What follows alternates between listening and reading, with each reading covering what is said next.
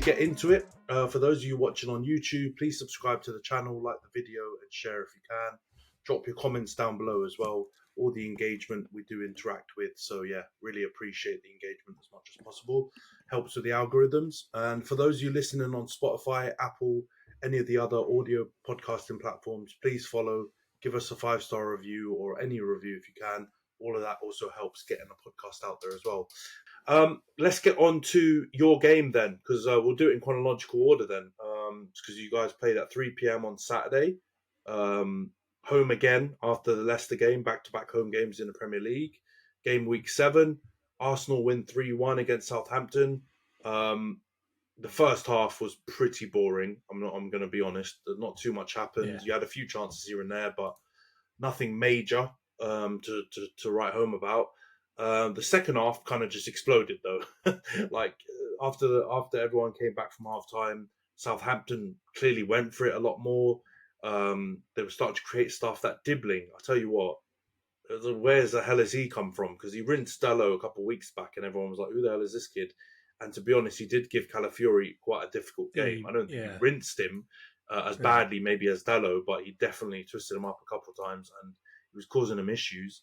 And then he obviously is involved in Archer's opening goal where he kind of shimmies, and it was a bit weird from Saliba because normally Saliba's like, he's exemplary when it comes to like jockeying. It's one of his like kind of his attributes, which I think is quite VVD like, and I think it's something that's a big part of defensive play in this modern age. And he's normally amazing at it, and no one kind of gets the better of him. But Archer manages to shimmy and get a bit of space, fires a great shot down low. I think Saliba does get a little nick on it, and it beats Raya into the bottom corner. Nothing I think you can really do about that from Raya's perspective. Although he didn't have the greatest game, he was back to kind of Flappy Bird's Raya a bit in that second half when things got a bit difficult. And there were a couple of little shaky moments from corners and stuff where I was like, this is a bit sad to see, because Raya, I thought Raya was on that trajectory where he's been unbelievable this season, so he should be allowed a bit of a shaky one, but it definitely was one of his less confident games. But you guys strike back immediately, almost immediately anyway. Havertz, great finish. Probably one of his better and more striker-like finishes that I've seen from Havertz in an Arsenal shirt. It was pure striker vibes. He's a little shimmy away from the defender after Saka releases him, bangs it in off the right-hand post. Ramsdale's got no chance. And then, you guys are back in the game. Martinelli scores again from a great cross from Saka. And that was that's a really big bonus as well on Martinelli's part. He scored now in a couple of games in a row in the Premier League. He's looking a lot more lively from that attacking aspect. So that's really positive. And for all the Martinelli defenders, I think you can, get your chests out now, because he's definitely vindicating a lot of your support. But then for some reason, I don't know why, you guys slowed everything down a lot and Southampton, and kind of allowed Southampton back into it. They hit the woodwork twice in literally, I think, the 2 successive attacking moves. And again, Raya's looking a bit all over the shop. And it was looking a bit shaky. It looked like maybe Leicester was going to happen again, where you throw a lead away. But thankfully, Saka nips in and scores after a Sugawara error to seal the win 3-1, and you come away with 3 points. But quickly, I think you'll probably agree, I don't know, but obviously this was Saka was involved in every goal. He was clearly the man of the match. Big performance from him. Havertz was pretty good as well. Obviously the finish was good. Your defence was probably less assured as usual, but still Gabriel was out here dominating. He was still playing really good. Is there anyone else you want to shout out for good performances? I don't know if there's too many more above that, but those are the 3 I saw when I watched the game. No, really, yeah. I mean, Saka was obviously, he was class, man. And it just goes under the radar because obviously with what's been happening recently with Palmer, the whole conversation around Palmer versus Saka versus Foden's come back up again, and everyone's talking out the sides of their mouth, saying that bloody Cole Palmer's the best player to ever play in the Premier League. And as a result, Saka's getting shots off of people, and I'm just like, my man's not been involved in any of this. Just let him do his thing. He's been, in my opinion, quietly our best player of the season so far. And I think it's because of the work that he's been doing both off the ball and kind of to the disciplined work that he's been doing as part of our attack. That doesn't always look super sexy and doesn't always get all of the plaudits, but really contributes to us actually functioning as an attack, even now in our down period. And I think he hasn't really obviously got credit for it because it's not, easy to see. It's not him banging in 4 goals or whatever else. But in this game, I think it just goes to show that if he continues to do that, if he continues to play in such a disciplined way, he continues to do the job that he needs to do combined with the talent that he has and the consistency that he has, I think it just goes to show that like he is one of the best players in the Premier League. And he, impact wise, if you think about like any attack in the league, I think he has one of the biggest impacts on our team. I don't even know. I can't even really say what our team would look like without him because he plays literally every bloody game, right? Like I can't even imagine what does our team look like without Saka. Even in the games where we're putting out all the kids, he's bloody with the kids because he's technically still maybe close to that kid category. So honestly, I can't sing his praises enough. I mean, on the other players, I think Havertz, I don't know what got into him. That is the most clinical I've ever seen Havertz be. And I almost felt like I was watching somebody else. And I feel like he just continues to make steps in the right direction for us as a club. I think he's continuing to build up his confidence. I've seen a lot of stuff come out from Arteta and just from players that know him and people that know him, that he's quite a sensitive guy and that he does require quite a lot of love to really feel like he's part of the team. But once he is feeling like he's loved, he becomes like a warrior for that team. And that's something that I'm starting to see from him, is that like he, in many ways, was not a strong mentality player. But when he's got this kind of love around him, when he's got the strength of Arteta and the strength of the players around him, I just feel like he's becoming like one of the stalwarts in our team. And he offers such a unique benefit to us that like if he can add clinical finishing to it, like the sky is the limit. Like I honestly think that he could be up there with Saka and Odegaard as our most impactful attackers if he can start to finish. Because really, that's always been the biggest criticism of him. Like he can't hit a barnyard with a banjo, and he misses quite a lot of open chances. So if he can add that into his game, I'll stop asking for a striker. Give me a young backup and let my man do his thing, because he's, combine that with what Trossard offers off the bench, and I think we will be back in a position of having a relatively balanced team. But he does have to do it more frequently. I'm sorry to say, right? Like, the headers and all of that stuff is great.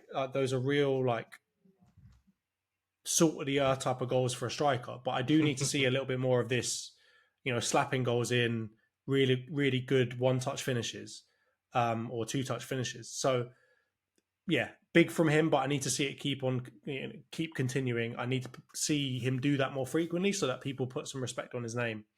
And then obviously I want to give a shout out to Martinelli. I've been a big supporter of him. And really not against other fans, it's just against our fans, like getting on his back and even getting to the point where they're celebrating getting bloody Raheem Sterling and saying that he should start over Martinelli.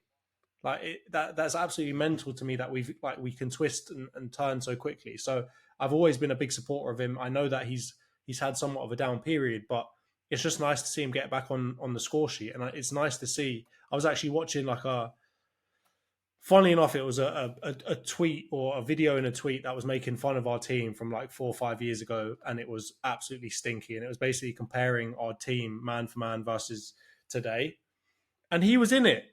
Like he was literally in that team with all the stinky dons having to like pull us out the mud alongside a Saka. And I think people kind of forget that, like forget how important he was to the team.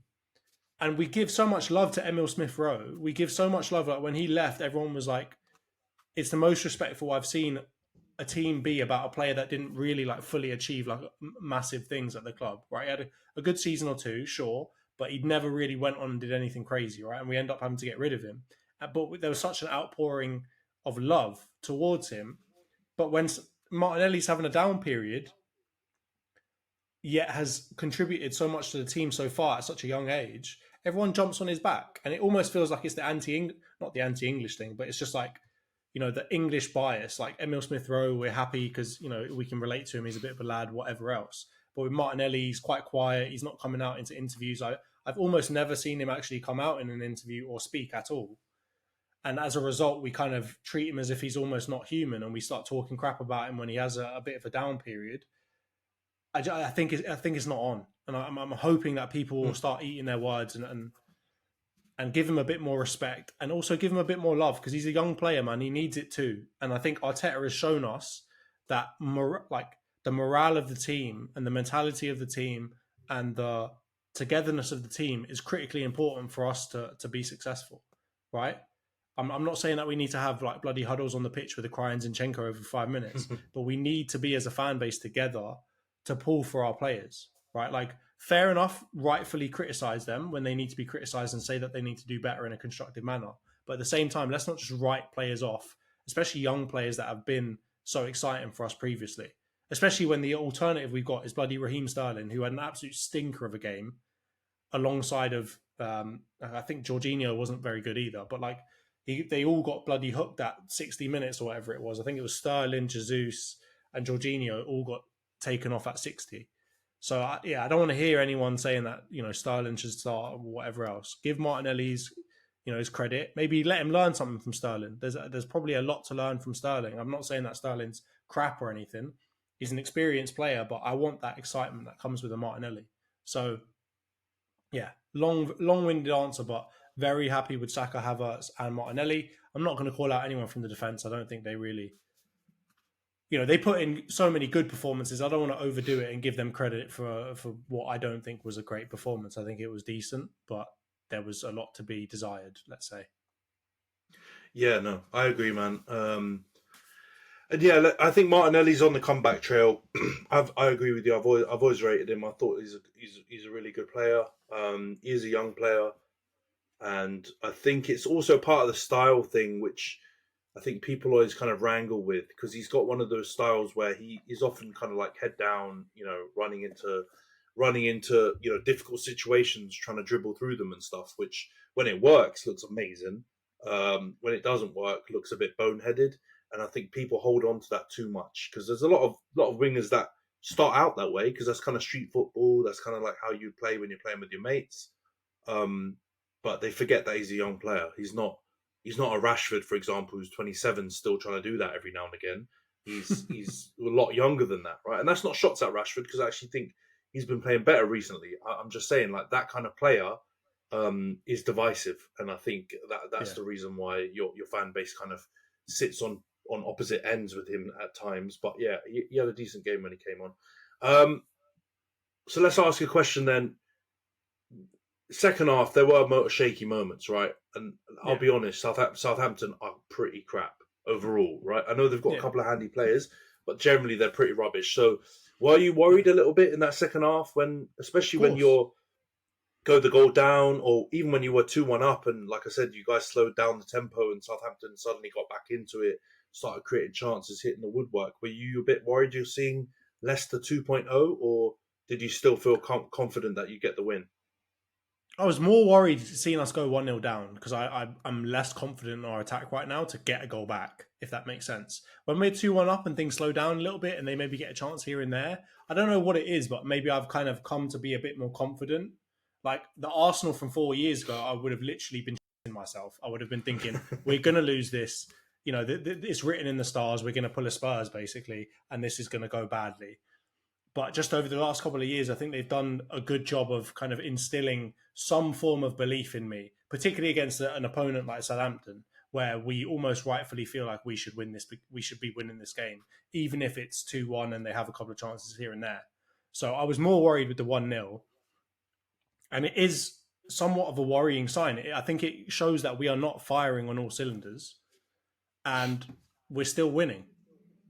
And I know what everyone's going to say. Everyone's going to say, oh, Southampton and Leicester, they're the two promoted teams. They're both crap.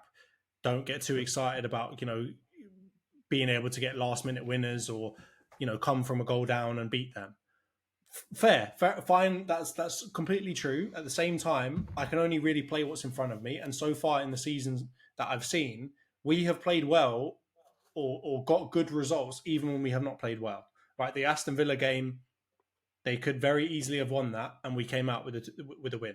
right? The Leicester game, they could easily have rode that momentum and either got a point from us or won that game, and we ended up doing something about it, right? We ended up getting those 2 late goals in stoppage time and getting the victory. In this one, it was even better because we went a goal down, but we like almost struck back immediately. And that's what I need to see. I need to see us really like, if we're not starting well, if we're not firing on all cylinders, once we get the wake up jolt, we need to wake up and do something about it. And that was the best thing I saw from that game.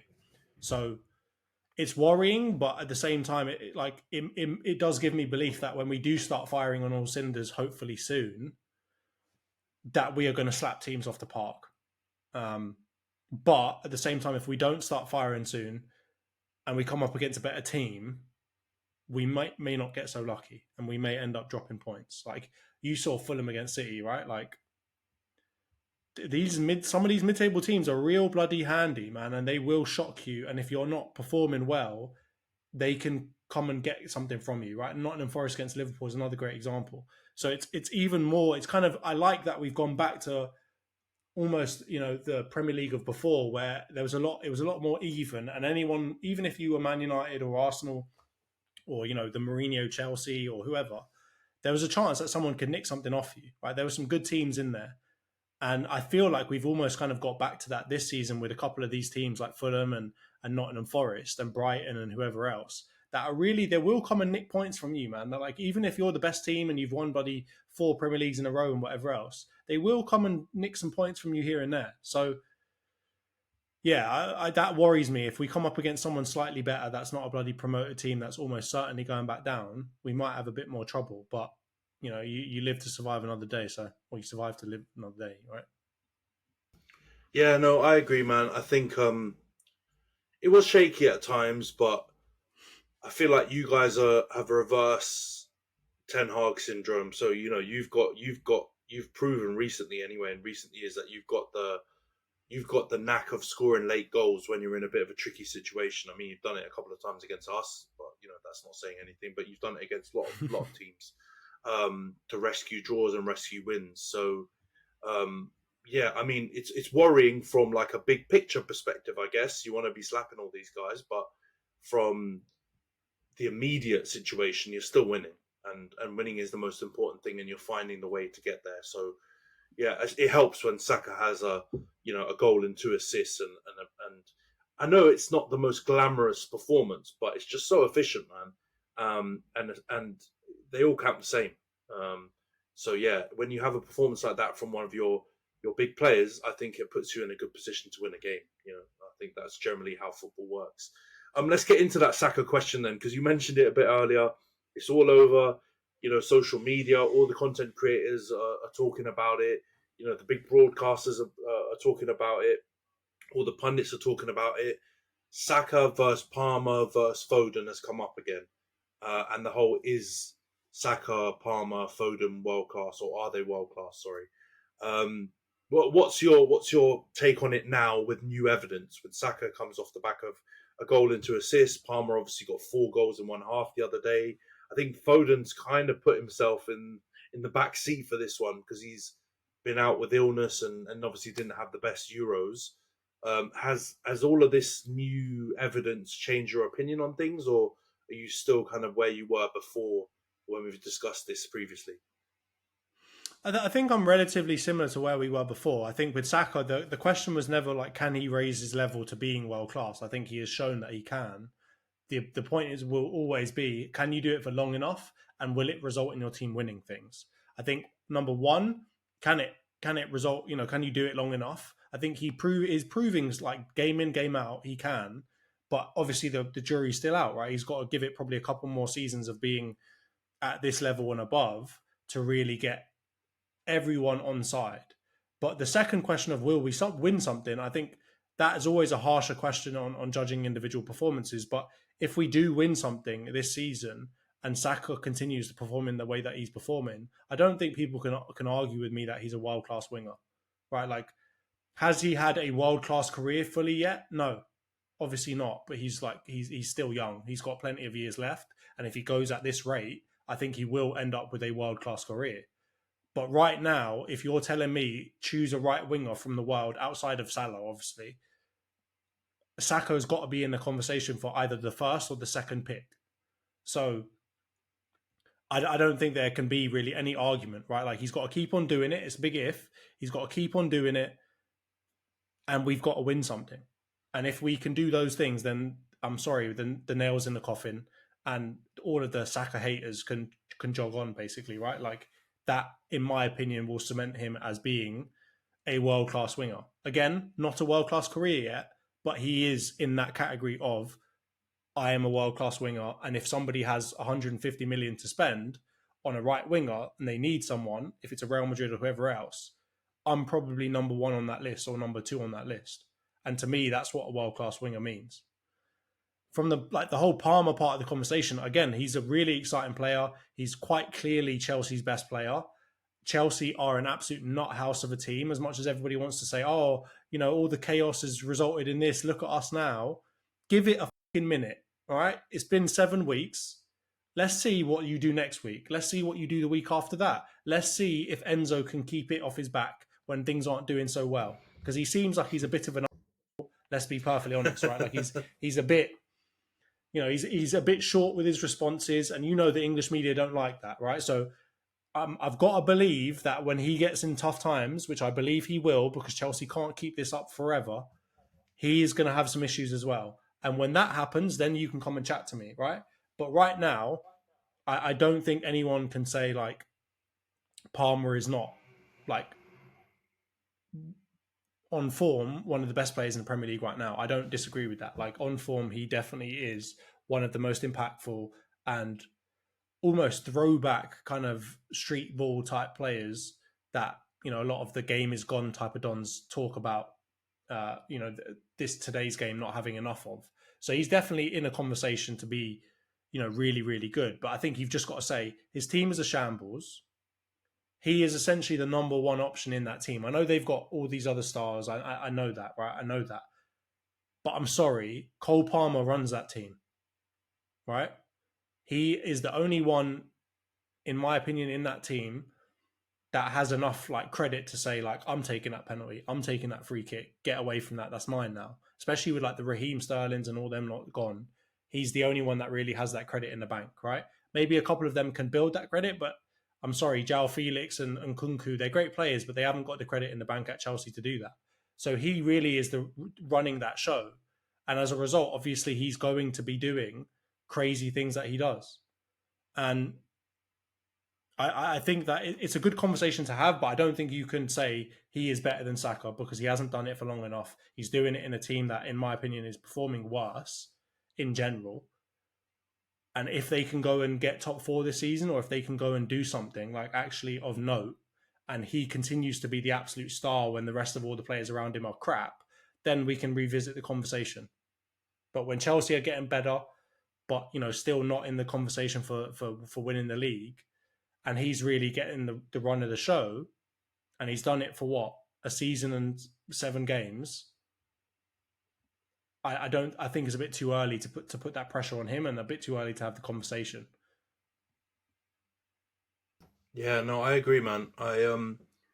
It's a hard one. I get it. It's the easy conversation to have because Palmer's like the flavor of the month, and not the month, but season and a month or two or whatever. And the level of the performances has been so high. Like he's literally, like you said, have put Chelsea on his back in multiple games across now a season and a bit. And there is that street baller, old school throwback like element to his style of play, which I think elevates him even higher, and people start putting him in conversations like world class and comparing with other players who have been doing it for longer or put up similar numbers. And I think that's the reason why he's in the conversations. Don't get me wrong, he's a very, very good player. I'd love him to, I'd love to have him at my club. He's the type of player that I think most fans would say that about, right? Pretty much. And they kind of he unlocks like this memory, I think, of fans of my generation and maybe even your generation, and definitely probably slightly older generations of kind of how football used to be. But I'm sorry, that's still not enough to put someone in a world class conversation. I think the things that you've talked about are more critical to really discussing that point. How long they've done it, someone's longevity, the team and personal accolades that a player has won. If you want to throw the numbers in, obviously, I think that is a big thing. I think style of play does play a role, but I'm sorry, we've talked about Mo Salah, we talk about even Heung-min Son and players like that who have been at some point world class, so you could say maybe they've had a world class career, and they have to tick the majority of those boxes. For Mo Salah, in my opinion, he ticks nearly all of them except the style thing, because I do think Salah's style is not. He is like a modern player. It's efficiency. It's everything about it is about like trying to achieve the goal of scoring and winning something, and not necessarily about flair and the kind of Joga Benito type football that I think a lot of us when we're growing up were attracted by. But he ticks all the other boxes. With Son, he ticks nearly all the boxes except the trophies one, because he's at Spurs. It's not been their priority for the majority of the time that he's been there. And he's got close a couple of times, but he hasn't quite got over the line. But he ticks the majority of all the other boxes, so you put him in there. With Saka, he's at that stage where I feel like he's ticking nearly all the boxes apart from the club accolade and personal accolade situation. So he's kind of following at the moment that Son trajectory, but I think Arsenal probably are at that stage now where they will win something in these next couple of years. I don't know what it will be, whether it will be Premier Leagues or Champions Leagues or whether it will be FA Cups and whatever else it is. But I think it's inevitable that you will win something. So I think he will cross over into that Salah territory where I understand if you compare him with Palmer on the eye, Palmer is more of the throwback, silky, more technical, flair-like player. Sure, I don't think Saka's rubbish on that side, by the way, but I do think if you compare them, then I understand why people sway towards Palmer and Foden. But if you look at efficiency, if you look at how much he does for his team and the length of time, he blows those other guys out the water. And so it's an unfair conversation, I think, but I get it. It's because you're picking the star players from a couple of the big teams at the moment. They're all English, which also I think helps play a part in it. And so I think that's the reason why people have the conversation. But I think Saka is the closest out of the three to be in that conversation genuinely as being world class. But like I said, and like you said, we'll look back on his career afterwards and decide whether or not he's had a world class career, and I'm sure that'll be a valid convo.